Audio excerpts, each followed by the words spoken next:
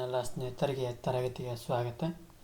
ತರಗತಿ ಪ್ರಾರಂಭ ಮಾಡೋಕ್ಕಿಂತ ಮುಂಚಿತವಾಗಿ ನಮ್ಮ ಒಂದು ಯೂಟ್ಯೂಬ್ ಚಾನಲ್ಗೆ ಸಬ್ಸ್ಕ್ರೈಬ್ ಆಗಿ, ಜೊತೆಗೆ ಪ್ರತಿನಿತ್ಯ ತರಗತಿಯನ್ನು ವೀಕ್ಷಿಸಿ ಅನ್ನುತ್ತಾ ಇವತ್ತಿನ ತರಗತಿಯನ್ನು ಪ್ರಾರಂಭ ಮಾಡ್ತಾ ಹೋಗ್ತೀನಿ. ಇವತ್ತಿನ ತರಗತಿ ನಮ್ಮ ದೇಶ ಭಾರತದ ಬಗ್ಗೆ ಈ ಒಂದು ತರಗತಿಯೊಳಗೆ ಸಂಪೂರ್ಣವಾಗಿ ಚರ್ಚೆಯನ್ನು ಮಾಡ್ತಾ ಹೋಗ್ತೀವಿ. ಈ ಒಂದು ತರಗತಿಯೊಳಗೆ ಪ್ರಪಂಚದಲ್ಲಿ ಭಾರತದ ಸ್ಥಾನದ ಬಗ್ಗೆ ಚರ್ಚೆಯನ್ನು ಮಾಡ್ತಾ ಹೋಗ್ತೀವಿ. ಭಾರತದ ಗಾತ್ರದ ಬಗ್ಗೆ, ಜೊತೆಗೆ ಭಾರತದ ಸ್ಥಾನ ಮತ್ತು ಭೂಮೇರೆಗಳು ಮತ್ತು ನೆರೆಯ ದೇಶಗಳ ಬಗ್ಗೆ ಈ ಒಂದು ತರಗತಿಯೊಳಗೆ ಚರ್ಚೆಯನ್ನು ಮಾಡ್ತಾ ಹೋಗ್ತೀವಿ. ಭಾರತವು ಒಂದು ಹೆಸರು ಕೇಳತ್ಲೆ ಅದು ವೈವಿಧ್ಯತೆಯಲ್ಲಿ ಅಥವಾ ವಿವಿಧತೆಯಲ್ಲಿ ಏಕತೆ ಇರುವಂಥ ದೇಶ ಯಾವುದಪ್ಪ ಅಂದ್ರೆ ನಮ್ಮ ಒಂದು ಭಾರತ ದೇಶ ಅಂತ ಕರಿತಾ ಹೋಗ್ತೀವಿ. ಜೊತೆಗೆ ನಮ್ಮ ದೇಶಕ್ಕೆ ಬೇರೆ ಯಾವ ಒಂದು ದೇಶದಲ್ಲೂ ಇದ್ದಂಥ ಶ್ರೀಮಂತಿಕೆ ನಮ್ಮ ಒಂದು ಭಾರತ ದೇಶದೊಳಗೆ ಕಾಣ್ತಾ ಹೋಗ್ತೀವಿ. ಹಾಗಾಗಿ ಇಲ್ಲಿಯ ಒಂದು ವಿವಿಧ ರೀತಿಯ ಒಂದು ಲಕ್ಷಣಗಳನ್ನು ಕಾಣ್ತಾ ಹೋಗ್ತೀವಿ. ವಾಯುಗುಣವನ್ನು ಕಾಣ್ತಾ ಹೋಗ್ತೀವಿ, ಸ್ವಾಭಾವಿಕ ಸಸ್ಯವರ್ಗಗಳು ಕಾಣ್ತಾ ಹೋಗ್ತೀವಿ, ಹಾಗೂ ಜನರಲ್ಲಿನ ವೈವಿಧ್ಯತೆಗಳನ್ನು ಗಮನಿಸಿದಾಗ ಭಾರತವು ಒಂದು ಉಪಖಂಡ ಅಂತಂದು ಕರಿತಾ ಹೋಗ್ತೀವಿ. ಹೀಗಾಗಿ ಭಾರತವು ವಿವಿಧತೆಯಲ್ಲಿ ಏಕತೆಯನ್ನು ಕಾಣ್ತಾ ಹೋಗ್ತೀವಿ. ಹಾಗಾದ್ರೆ ಪ್ರಪಂಚದಲ್ಲಿ ಭಾರತದ ಸ್ಥಾನ ಎಲ್ಲಿ ಕಂಡು ಬರ್ತಾ ಹೋಗ್ತಾವೆ ಅಂದರೆ, ಭಾರತವು ಏಷ್ಯಾ ಖಂಡದ ಎಲ್ಲೈತಿ ದಕ್ಷಿಣ ಭಾಗದಲ್ಲಿ ಕಂಡು ಬರ್ತೈತಿ. ಅಂದ್ರೆ ಭಾರತವು ಏಷ್ಯಾ ಖಂಡದ ದಕ್ಷಿಣ ಭಾಗದಲ್ಲಿ ಭಾರತವು ಕಂಡು ಬರ್ತಾ ಹೋಗ್ತೈತಿ. ಜೊತೆಗೆ ಭಾರತವನ್ನು ಏನಂತ ಕರಿತಾವಪ್ಪ ಅಂದ್ರೆ ಇಂಡಿಯಾ ಅಂತ ಕರಿತಾ ಹೋಗ್ತೀವಿ. ಏನಂತ ಕರಿತೀವಿ? ಇಂಡಿಯಾ ಅಂತ ಕರಿತಾ ಹೋಗ್ತೀವಿ. ಜೊತೆಗೆ ಭಾರತ ಅಂತ ಕರಿತಾ ಹೋಗ್ತೀವಿ. ಜೊತೆಗೆ ಹಿಂದೂಸ್ತಾನ ಅಂತ ಕರಿತಾ ಹೋಗ್ತೀವಿ. ಇನ್ನೂ ಅನೇಕ ಹೆಸರುಗಳನ್ನು ಕಾಣ್ತಾ ಹೋಗ್ತೀವಿ. ಇಂಡಿಯಾ ಅಂತ ಕರೆಯೋಕೆ ಮುಖ್ಯವಾಗಿ ಕಾರಣ ಏನಪ್ಪ ಅಂದ್ರೆ, ಸಿಂಧೂ ನದಿಯಿಂದ ಈ ಒಂದು ಇಂಡಿಯಾ ಪದ ಬರ್ತಾ ಹೋಗ್ತೈತಿ. ಭಾರತ ಅಂತ ಹೆಸರು ಬರೋ ಕಾರಣ ಏನಪ್ಪ ಅಂದ್ರೆ, ಭರತ ಮಹಾರಾಜ ನಮ್ಮ ಒಂದು ದೇಶ ಭಾರತವನ್ನು ಆಳ್ವಿಕೆ ಮಾಡಿರೋದ್ರಿಂದ ಭಾರತ ಅಂತ ಹೆಸರು ಬರ್ತಾ ಹೋಗ್ತೈತಿ. ಹಿಂದೂಸ್ತಾನ ಅಂತ ಎದಕ್ಕೆ ಕರಿತಾವಪ್ಪ ಅಂದ್ರೆ, ಈ ಒಂದು ಪ್ರದೇಶದಲ್ಲಿ ಅಥವಾ ಈ ಒಂದು ದೇಶದಲ್ಲಿ ಹಿಂದೂಗಳು ಅತಿ ಹೆಚ್ಚು ಜನಸಂಖ್ಯೆ ಹೊಂದಿರೋದ್ರಿಂದ ಹಿಂದೂಸ್ತಾನ ಅಂತಂದು ಕರಿತಾ ಹೋಗ್ತೀವಿ. ಜೊತೆಗೆ ಈ ಒಂದು ಭಾರತದ ಉತ್ತರದಲ್ಲಿ ಅಗಲವಾಗಿತ್ತು. ಯಾವ ರೀತಿ ಈ ಭಾರತವು ಏನಾಗಿತ್ತಪ್ಪ ಅಂದ್ರೆ ಉತ್ತರದಲ್ಲಿ ಅಗಲವಾಗಿತ್ತು, ಏನು ದಕ್ಷಿಣದಲ್ಲಿ ಕೆರೆದಾಗುತ್ತಾ ತ್ರಿಕೋನಾಕೃತಿಯಲ್ಲಿ ಕಾಣ್ತಾ ಹೋಗ್ತೈತಿ. ಯಾವುದು? ಭಾರತವು ತ್ರಿಕೋನಾಕೃತಿಯಲ್ಲಿ ಕಾಣ್ತಾ ಹೋಗ್ತೈತಿ. ಜೊತೆಗೆ ದಕ್ಷಿಣದಲ್ಲಿ ಹಿಂದೂ ಮಹಾಸಾಗರವನ್ನು ಕಾಣ್ತಾ ಹೋಗ್ತೀವಿ. ಹಾಗಾದ್ರೆ ಭಾರತದ ಒಂದು ಗಾತ್ರದ ಬಗ್ಗೆ ಚರ್ಚೆಯನ್ನು ಮಾಡ್ತೇವೆ. ಭಾರತದ ಗಾತ್ರ ಎಷ್ಟು? 32,87,263 ಚದರ ಕಿಲೋಮೀಟರ್ ಅಂತ ಹೇಳ್ತಾ ಹೋದ್ವಿ. ಹಾಗಾದ್ರೆ ಸರ್ ಇದೇನು ಒಮ್ಮೆದೊಮ್ಗೆ ಹೇಳ್ಬಿಟ್ರಿ, ನಾವು ನೋಡ್ರಿ ಹೆಂಗೆ ನೆನಪಿಟ್ಕೋಬೇಕು? ಡೈರೆಕ್ಟ್ ಪ್ರಶ್ನೆನ ಬರ್ತೈತೆ ಆಪ್ಷನ್ಸ್ ಒಳಗೆ, ಭಾರತದ ಗಾತ್ರ ಎಷ್ಟು ಅಂತಂದು ಈ ರೀತಿಯಾಗಿ ಪ್ರಶ್ನೆಗಳಿಂದ ಮುಂದೆ ಮಾಡಿ ಕೇಳ್ತಾ ಹೋಗ್ತಾನೆ. ಇದನ್ನು ಯಾವ ರೀತಿ ನೆನಪಿಟ್ಕೋಬೇಕು ಅನ್ನೋದನ್ನು ಸಿಂಪಲ್ಲಾಗಿ ಹೇಳ್ಕೊಡ್ತಾ ಹೋಗ್ತೀನಿ. ಭಾರತದ ಒಂದು ವಿಸ್ತೀರ್ಣ ಅಥವಾ ಗಾತ್ರ ಎಷ್ಟೈತಂತ ನೆನಪಿಟ್ಕೊಳ್ಳೋದಾದ್ರೆ, ನಿಮಗೆ ಎಲ್ಲರಿಗೂ ತಿಂಗಳು ನೆನಪದವ ಸರ್? ಅವು ಯಾಕೆ ನೆನಪರಲ್ಲ? ಅದರಲ್ಲಿ ಗರಿಷ್ಠ ದಿನಗಳು ಎಷ್ಟು ಬರ್ತಾವೆ? 31 ಬರ್ತಾವೆ.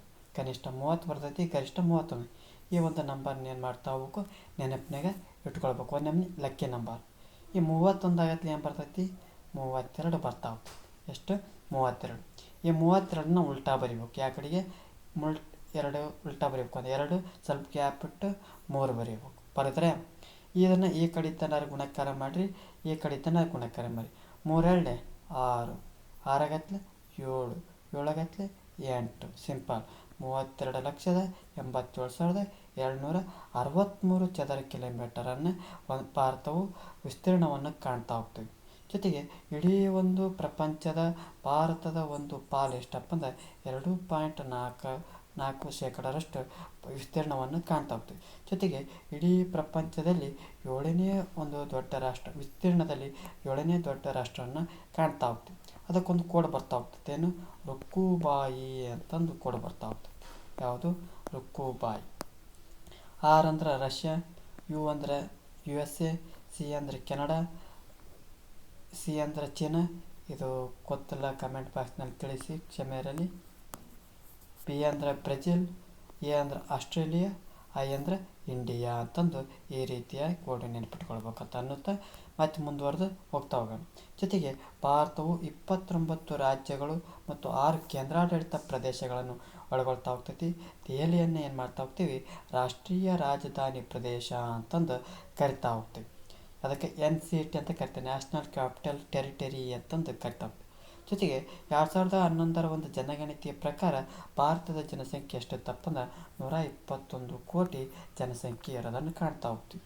ಅಂದ್ರೆ ಪ್ರಪಂಚದಲ್ಲಿ ಭಾರತದ ಒಂದು ಜನಸಂಖ್ಯೆಯ ಪಾಲು ಎಷ್ಟಪ್ಪ ಅಂದ್ರೆ 17.5ರಷ್ಟು ಒಂದು ಭಾರತದ ಪಾಲನ್ನು ನೋಡ್ತಾ ಹೋಗ್ತೀವಿ.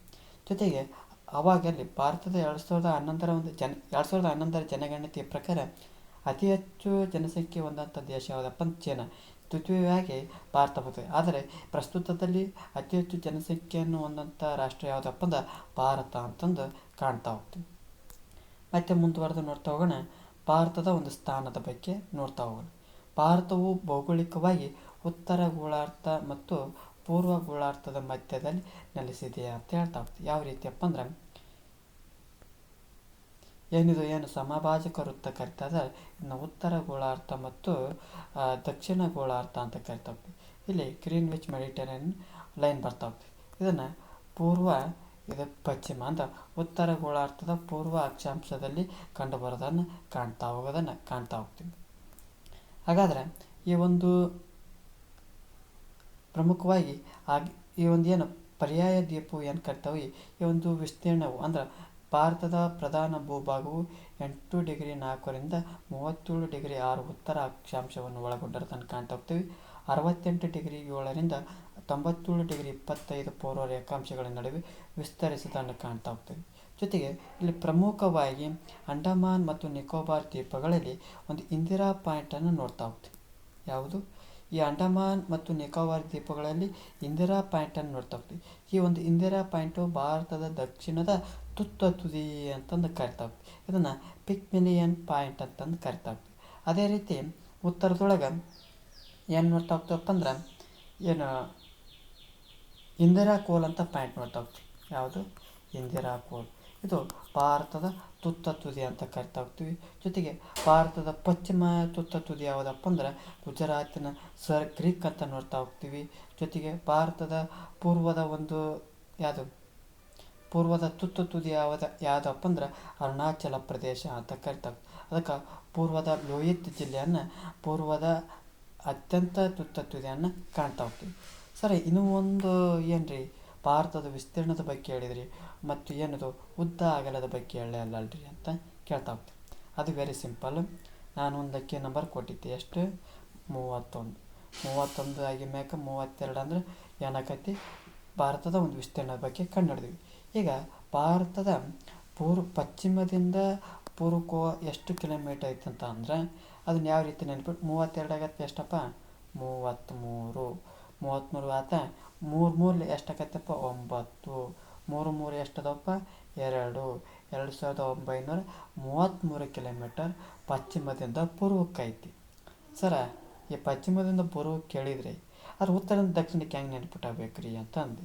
ಏನು ಈ 31 ನಂಬರ್ ನೆನ್ಪಿಟ್ಕೊಂಡೆ, ಈ 32ರಿಂದ ವಿಸ್ತೀರ್ಣ ನೆನ್ಪಿಟ್ಕೊಂಡ್ವಿ. ಏನು ಈ 33ರಿಂದ ಏನು ನೆನ್ಪಿಟ್ಕೊಂಡ್ವಿ? ಪಶ್ಚಿಮದಿಂದ ಪೂರ್ವಕ್ಕೆ ನೆನ್ಪಿಟ್ಕೊಂಡ್ವಿ.